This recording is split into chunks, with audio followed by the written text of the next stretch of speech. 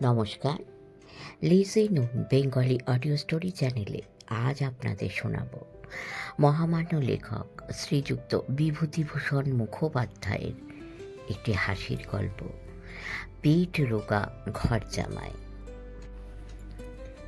শ্যামাচরণ খবরের কাগজ পড়া ছেড়ে দিয়েছেন। নিত্যদিনের নানান ঝঞ্ঝাট, জল নেই, আলো নেই, তেল নেই, রেশনের জন্য কিউয়ে দাঁড়াও গিয়ে, সমস্ত দিন রেডিও টেলিভিশনের ঘরঘরানি। কোথায় অস্ট্রেলিয়া ক্রিকেটে জিতল, কোথায় ভারত হকিতে হারল। রাস্তায় বেরোলেই স্লোগানের চোটে কান ঝালাপালা। কাল সারা ভারত বন্ধ। এর ওপর কাগজ খুললে প্রথম পাতা থেকে দুঃসংবাদের ভিড়। খুন, জখম, লাঠিচার্জ, বাড়ি ধসে পড়েছে, বাস উল্টে পড়েছে, সিমেন্টের দোষে পুল ভেঙে ট্রেনের আধখানা নদী গর্ভে, মৃত্যু সংখ্যা 13 জন। ভালো লাগে না। তবু একেবারে যে পড়ে না এমন নয়। দুটো ইংরেজি আর বাংলা কাগজ আসে বাড়িতে। সকালবেলায় চায়ের কাপ হাতে করে একটা নিরিবিলি জায়গায় গিয়ে বসে যান শ্যামাচরণ। একধার থেকে খুঁটিয়ে খুঁটিয়ে বিজ্ঞাপনগুলো পড়ে যান। প্রথম পাতা থেকে মনের মতো খোরাক পেয়ে যান। ইন্স্যুরেন্স বা জীবন বীমা যা জমা দেবে বছরে তার দুগুণ, অর্থাৎ 10,000-এ 20,000। পাতা উল্টেই অমুক স্টেটের লটারি, প্রথম প্রাইজ 20 লাখ। শূন্যগুলো গুনতেই মন হাঁপিয়ে যায়।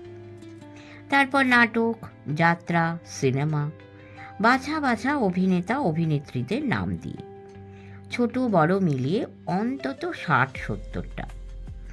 চটকদার ভাষায় মনে হবে যেন চোখে দেখছ। গানগুলিও কানে এসে পৌঁছচ্ছে। রকমারি মাথার তেলের বিজ্ঞাপন। বাছা বাছা শব্দের চোটে মনে হয় গন্ধগুলি যেন নাকে এসে লাগছে। বয়সের জন্য টাকের পদক্ষেপ শুরু হয়ে গেছে। অন্যমনস্কভাবে খালি হাতটা মাথায় উঠে যায় শ্যামাচরণের। গোটা 2 সাপ্তাহিক পত্রিকাও আসে। পাতাকে পাতা রঙিন চিত্রে আরও মন মাতানো। পড়া, তবু রোজ একবার করে চোখ বুলিয়ে যাওয়া চাই। পড়ে পড়ে আশ মেটে না। উঠে স্নানের সময় পর্যন্ত বেশ কেটে যায়। মনটা তৃপ্তিতে ভরে গেছে, যেন নিখরচায় কোনো এক রাজপুরীর স্বপ্নলোক থেকে ফিরে এসেছেন। মন বলে, বেঁচে থাক বিজ্ঞাপন, বাড়বাড়ন্ত হোক।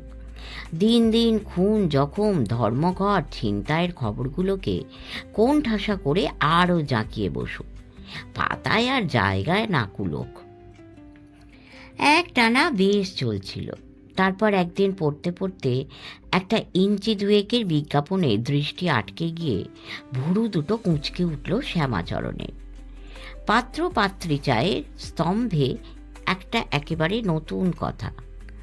অন্যগুলো আর সবের মধ্যে একটা কৌতুক রস যোগায়, এটাও তাই, তবে একেবারে নতুন ধরনের। একটি পেট রোগা পাত্র চাই, বৈদ্যবংশীয়, বয়স 23-24-এর মধ্যে, আর সব দিকে সুস্থ। বাড়ির দিকে কোনো রকম দায়িত্ব থাকা বাঞ্ছনীয় নয়, কেননা পাত্রকে শ্বশুরালয়েই বাস করতে হবে। পাত্রী পিতার একমাত্র সন্তান, অর্থ সম্পন্ন গৃহস্থ, বাংলার এক পল্লী অঞ্চলে স্বাস্থ্যকর স্থান। বিজ্ঞাপনদাতার নাম ঠিকানা নেই, শুধু বক্স নম্বর দেওয়া আছে। যারা নাম ঠিকানা না দিতে চায়, এটা তাদের জন্য এক আলাদা ব্যবস্থা। 1 বার, 2 বার, 3 বার পড়ে গেলেন শ্যামাচরণ। যেন মানেটা ঠিক ধরতে পারছেন না। একটা কথা খুলে না লিখলেও খুবই স্পষ্ট। টাকা কড়ি আছে, একটিই মেয়ে, আর কোনো সন্তান নেই। এমন অবস্থায় বিয়ে দিয়ে জামাইটিকে ঘর জামাই করে রাখতে চান মেয়ের বাপ। স্বাভাবিক। শ্যামাচরণ ভাবেন, আমি তুমিও তাই করতাম, নয় কি? কিন্তু তার জন্য জামাইকে পেট রোগা হতে হবে, তার মানে কি? মাথাটা গুলিয়ে যাচ্ছে। এরা ছাপেই বা কেন এই ধরনের বিজ্ঞাপন? তারপর নিজেই তার উত্তর দেন, পয়সা পাচ্ছে, কেনই বা ছাপবে না? সাপ কি ব্যাং, ওদের তা নিয়ে কিসের মাথা ব্যথা? আর একবার পড়েন, পেট রোগা কথাটার ওপর দৃষ্টি আটকে যাচ্ছে। চোখ দুটো ছিনিয়ে নিয়ে হাত উল্টে ঘড়িটা দেখেন। ঘড়ি দেখে কাজ করা অভ্যেস। মিনিট 15 দেরি হয়ে গেছে বাজে চিন্তায়। হামবাক, ননসেন্স, যত সব। বিড়বিড় করে শব্দ 3টি উচ্চারণ করে ছোট নাতনিকে বললেন, তেল, গামছা, সাবান নিয়ে আয়। এনে দিলে প্রশ্ন করলেন, তোরা মাথায় কি তেল ব্যবহার করিস? একটা সুগন্ধি তেলের নাম করলে বললেন, নিয়ে আয় তো দেখি। সদ্য ফুলেল তেলের বর্ণনা পড়ে মনটা ওই দিকে গিয়ে পড়েছে। তারপর নাতনি কয়েক পা যেতে না যেতেই বারণ করে দিলেন, সেই তো হোয়াইট অয়েল, রিফাইন্ড কেরোসিন, থাক। নারকেল তেল ব্যবহার করেন। আজকের কাগজে সদ্য সদ্য পড়া কানন কুন্তলার বিজ্ঞাপনের কাল্পনিক গন্ধটা নাকে এসে লাগছে, যেন আজকের তেলটার সঙ্গে মিলেমিশেও যাচ্ছে। বেশ করে মাথায় মেখে চান করতে চলে গেলেন। খেলেন দিলেন, কে জানে কানন কুন্তলার ভাষায় চটকের কোনো ফল হলো কি না। বিজ্ঞাপনের সমস্যাটা মাথা থেকে একেবারে সরে গেছে। ঘুমটা বেশ গাঢ়ই হলো। বিকেলে চা এলে বললেন, কাগজটা আনো তো একবার, দেখি কি বলে। মাথাটা পরিষ্কার হয়েছে ভালো ঘুমে। চায়ের কাপ হাতে নিয়ে বিজ্ঞাপনের দিকে চেয়ে চেয়ে মনে হলো যেন একটা মানে বের করতে পারা যায়। অবশ্য খানিকটা টেনে টুনেই। হয়তো গাঁয়ের কোনো কবিরাজ চেষ্টা চরিত্র করে পয়সার জমাতে পারছেন না, তার মানে ভালো রকম টাকা কড়ি আছে। কিন্তু তা তো এর জন্যও হতে পারে যে বাপ ঠাকুরদা ভালো কবিরাজ ছিলেন, ভালো রকম পুঁজি রেখে গেছেন। ছেলে অনেক চেষ্টা করেও তাদের পয়সার প্রতিপত্তি পাচ্ছে না, পুঁজি ভাঙিয়ে খেতে হচ্ছে। আজকাল তো আর বৈদ্য কবিরাজের যুগও নয়। পাশ করা অ্যালোপ্যাথ ডাক্তাররা ঢুকে পড়ছে, এদের মাথা তুলতেই দিচ্ছে না। নিশ্চয়ই এই অবস্থায় দাঁড়িয়েছেন ভদ্রলোকে। শেষে ভেবে ভেবে এই এক উপায় ঠাউরে বিজ্ঞাপন দিয়ে দিয়েছেন। তোমরা হয়তো জিজ্ঞেস করবে, দিয়ে ফল কি হবে? আমি বলবো, যদি লেগে যায় তো ফল বেশ ভালো রকমই হবে। আজকাল বিজ্ঞাপনেরই যুগ। এদিকে সন্তানের মধ্যে সবে এক নীলমণি, সেও মেয়ে। তার বিয়ে দিয়ে জামাইকে ঘর জামাই করে না রাখলে উনি গেলে কে সম্পত্তিটা রক্ষা করবে? দুটো দিক এক করে কবিরাজ মশাই এই বুদ্ধি বের করেছেন। রথ দেখা আর কলা বেচা দুইই হবে। টাকা আছে। বিয়ের দিন সমস্ত গাঁ ভালো করে নেমন্তন্ন করে সবাইকে এই পেট রোকা ডিগডিগে বরকে দেখিয়ে দেবেন। অবশ্য জেনে শুনেই পেট রোকা জামাই করলেন, সে কথা কি কাউকে বলতে যাবেন? তবে সবাই তো দেখলে শুধু পেট রোকা কেন, জটিল ব্যাধি বলেই ধরে নিয়ে দিন কতক একটা কানাঘুষো চলবে গায়ে। কবিরাজ মশাই জেনে শুনে এক হাড় গিলে পাখি ধরে নিয়ে এসে জামাই করলেন। ছি ছি ছি। তারপর মাস 5-6 পরে আর একটি নেমন্তন্ন। চিঠিতে লেখা রয়েছে জায়গাটা স্বাস্থ্যকর, পেটের অসুখ এমন কিছু মারাত্মক অসুখ নয়।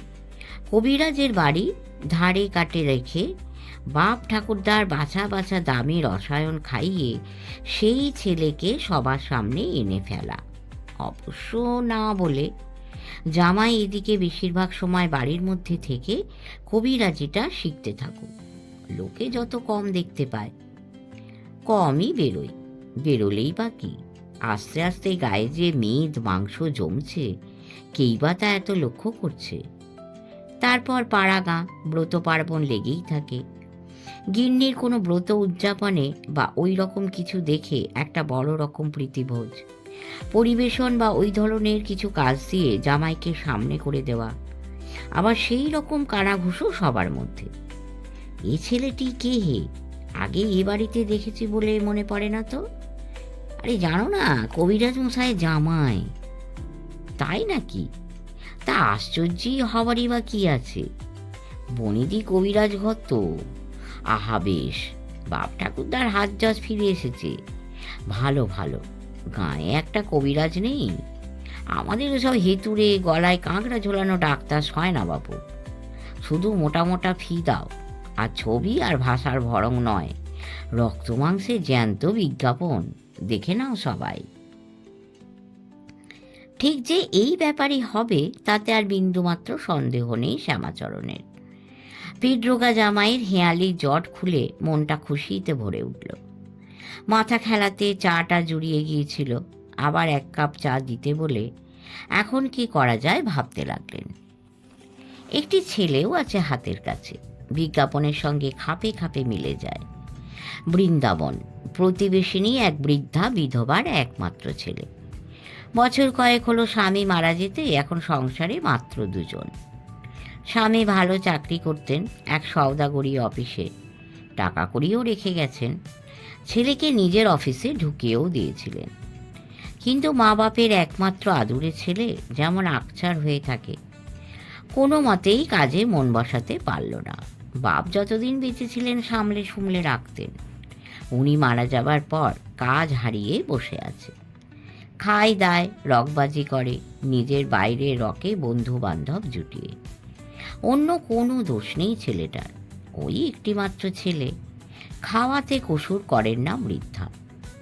কিন্তু কি যে ধাত, যাই খাওয়ান পেট রোগা বিন্দে বলেই বন্ধু মহলে চিহ্নিত হয়ে গেছে। বৃদ্ধা প্রায়ই আসেন, দুঃখও করেন। কলসির জল গড়াতে গড়াতে এভাবে আর কতদিন চলবে? তিনি মরে গেলে কে দেখবে ছেলেকে? ব্যাস, এই ছেলে, আরাম আদরের ঘর, জামাই হয়ে কাটাবার কপাল নিয়ে জন্মেছে বৃদ্ধাপন। কেন পরে দাসত্ব করে জীবনটা নষ্ট করতে যাবে? বৃদ্ধাও সঙ্গে গিয়ে থাকুন, তিনিই বা কেন বেয়ায়ের গলগ্রহ হয়ে থাকবেন? এখনো হাতে কিছু আছে, বিয়ের পর বাড়িটাকে বেচে ছেলের সঙ্গে গিয়ে থাকুন। দুঃখের চোটে বলেনও তা মাঝে মাঝে। বেশ মিলে যাচ্ছে, কিন্তু তার একটাই তো ছেলে, একটু ভালো করে দেখতে ইচ্ছে করছে এ রহস্যের তল কোথায়। এরপর চায়ে চুমুক দিতে দিতে একটা প্ল্যান খাড়া করে ফেললেন শ্যামাচরণ। আগে বক্স নাম্বারের ঠিকানায় একটা চিঠি দিয়ে ব্যাপারটা জেনে নিন, তারপর এগোনো যাবে। কাগজে নাম দিয়ে লিখলেন, বিজ্ঞাপন দেখে উনি এ চিঠি দিচ্ছেন। বিজ্ঞাপনে যেমন চাওয়া হয়েছে সেই মতো একটি পাত্র শ্যামাচরণ দিতে পারেন, কিন্তু তার পূর্বে পাত্রকে যেখানে চিরকাল থাকতে হবে সেই স্থান, বাড়িঘর ও তার সঙ্গে স্বভাবত পাত্রীটিকেও দেখা দরকার। সুতরাং এ বিষয়ে একটু সবিস্তারে গ্রামের নাম ও পথের নির্দেশ দিলে তিনি স্বয়ং গিয়ে দেখে শুনে সব স্থির করে আসতে পারেন। বৃদ্ধার দেখাশুনো তিনিই করেন। দিন 20 কেটে গেল। গোটা ব্যাপারটা বুঝলু কি বলে শ্যামাচরণ হাল ছেড়ে দিয়েছেন। এমন সময় একদিন এলো চিঠির উত্তর।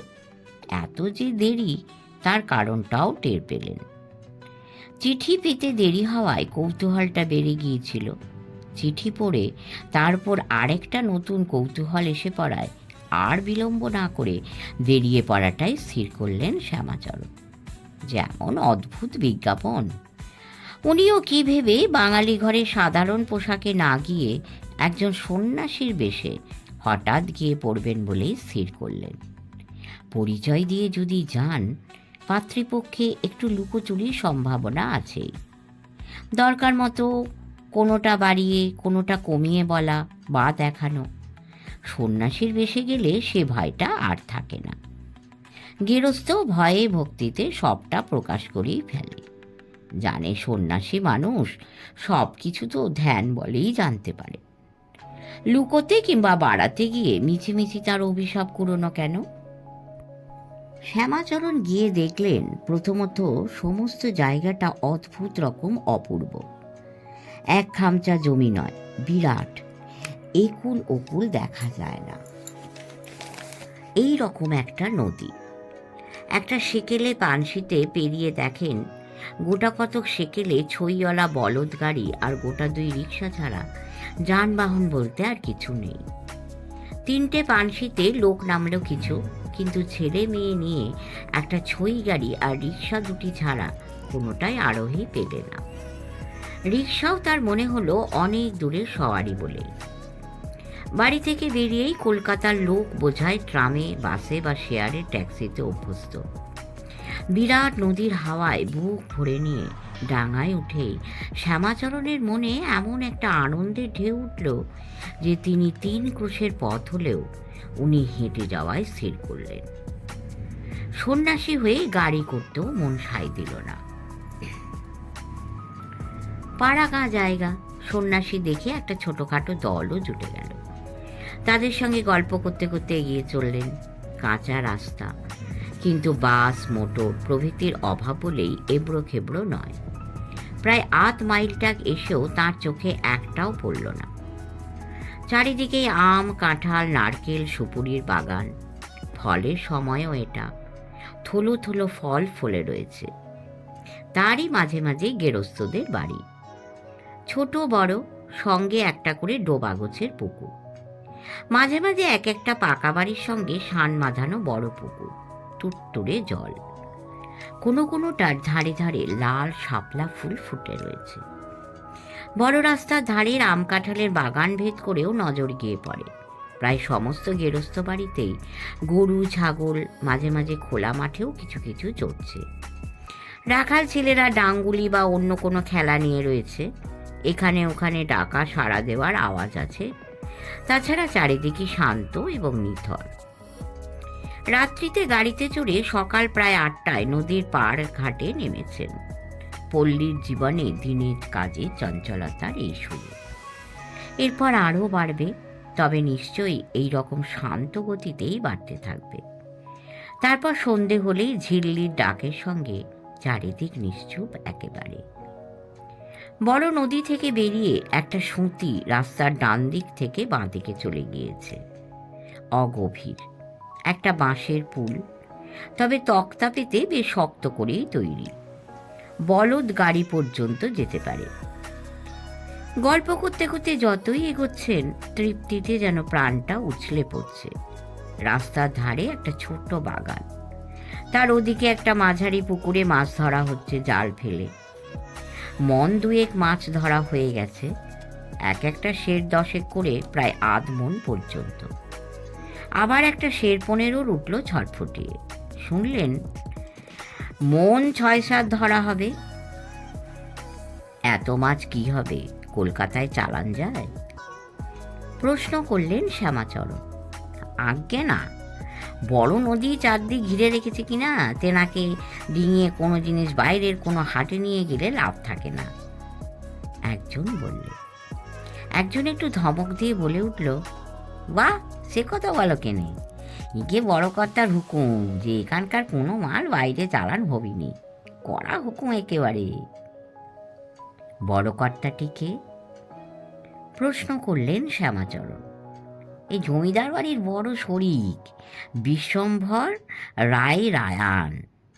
খেতাবটা সরকার কিনে নিয়েছে, তা নিক, কিন্তু কেউ তেনার হুকুমের খেলাপ করুক দেখিন, কার এত বড় বুকের পাটা? এলাকাটা কতখানি? জিজ্ঞেস করলেন শ্যামাচরণ। এ তাই গিয়ে মাঝখানে রথতলা আর বুড়ো শিবের মন্দির থেকে চারিদিকে 20-25 কোষ পর্যন্ত। এরপরে বড় নদীর ঘের। মাল বেরোবে কোন দিক দিয়ে, তা কন চোরাই করি বা? বুঝলাম, কিন্তু প্রায় মন 6-7 মাছ বলছো, এত মাছই বা কি হবে? এগিয়ে কর্তাবাবুর নানি ছিলেন অন্নপ্রাশন, চারদিকে 5খানা গ্রামে ঢেইলোয়া নেমন্তন্ন। 3 দিন ধরে চলবে একে, রোজই 5-6 মণ করে না তুললে চলবে কি করে? আরেকজন বলল, আর ওর অর্ধেক তো মনকে, রঘু, পনকে, মানিকের দল নস্যি করে দেবে, তেনাদের তো আবার রোজই ভোজ এঁকে। নস্যি করে দেওয়ার কথায় একটা হাসিও উঠল। তারা কারা? জিজ্ঞেস করলেন শ্যামাচরণ। গোটা 8 গ্রামের 12-13 জনের নাম করল ওরা। কেউ এক আসনে বসে সব কিছু মিলিয়ে মন খানেক খেতে পারে, কেউ 80-90 খানা লুচি, তার সঙ্গে আর সব কিছু, কেউ খোঁড়া খোঁড়া ক্ষীর রাবড়ি, কেউ বা 300-400 রসগোল্লা এক লাইনে বসিয়ে বড় বা ছোট কর্তা খাওয়ান। লোক জড়ো হয়, এদের আবার রোজই ভোজ, তামাশা লেগে যায়। গল্প শুনতে শুনতে এগিয়ে চলেছেন শ্যামাচরণ। এই বড় কর্তার হুকুমে শুধু বাইরে কোনো জিনিসের চালানি বন্ধ। তাই নাকি? চাগলাটার ভেতরেও ঢালুয়া ব্যবস্থা, গাছের ফল, আম, জাম, কুল, জামরুল, ঝুনো নারকেল যতক্ষণ গাছে আছে ততক্ষণ মালিকে, ঝরে পড়লে যে কেউ কুড়িয়ে নিয়ে যাও, কারো উজুর করার জো নেই। দেখেছেনও শ্যামাচরণ, আমের সময় চলছে, বাগানের গাছগুলো পাকা ডাঁসা ফলে বোঝায়, আর নিচে ছেলে মেয়েদের দল টুপটাপ কিছু কিছু পড়ছে, সঙ্গে সঙ্গে তাদের ছুটোছুটি হুড়োহুড়ি। হরির লুট বা আট কৌড়েতে ছোট ছেলে মেয়েদের হাসি হুল্লোড়ের মতো ব্যাপার। শুনলে রায় রায়ানের বড় বড় কাজে, রথ, দোল, দুর্গোৎসব, বাছা বাছা পণ্ডিতদের ঘরে ভেদ যায়, আর যে যাও পাত পেরে খেয়ে এসো। হয়তো একটু বাড়িয়েই বলা, নিজের গ্রামে যশ গাইতে পেলে লোকে একটু বাড়িয়েই বলে থাকে। তবে চারিদিকে দেখছেনই তো কীরকম লক্ষ্মীর ভাণ্ডারের মতো চারিদিকে সব কিছু যেন উথলে পড়ছে। দিন বাড়ার সঙ্গে একটু একটু করে কাজের বেগ বাড়ছে, কিন্তু তার মধ্যে কি তৃপ্তি, কি শান্তি। সব দেখতে দেখতে আর পরিচয় শুনতে শুনতে এদিকে শ্যামাচরণের মনে হচ্ছিল কবে কোথায় যেন ঠিক এই রকমটি দেখেছেন, বাংলার এই রূপটি। তারপর হঠাৎ মনেও পড়ে গেছে। কাছাকাছি কোনো সময়ের কথা নয়, মনে পড়ে গেল সে আজ থেকেই বহু বছর আগের কথা। তার বয়স তখন 13 কি 14। দামোদর নদ পেরিয়ে বারদই মামার বাড়ি গিয়েছিলেন, একবার এই রকম কারো অন্নপ্রাশনে, আর দ্বিতীয়বার যতদূর মনে পড়ে বছর 3 পরে এক মামাতো বোনের বিয়েতে। মামাদের অবস্থা ছিল বেশ সচ্ছল, এই রায় রায়ানের মতো না হোক, বিয়েতে 2 দিন ঢালোয়া নেমন্তন্ন করে এই রকম খাওয়া দাওয়া। তখন চপ পোলাওয়ের রেওয়াজ হয়নি, লুচি, আলুনি কুমড়োর ছক্কা থেকে আরম্ভ করে কত রকম যে তরকারি।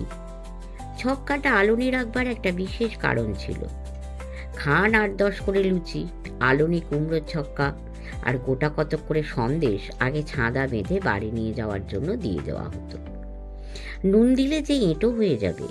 তারপর শেষ পাতে দই, বোঁদে, ক্ষীর, রাবড়ি, 3-4 রকম ছানার মিষ্টি, যে যত খেতে পারে। একজন ভরা পেটে 8-10 খুঁড়ি ক্ষীর রাবড়ি উড়িয়ে দিচ্ছে।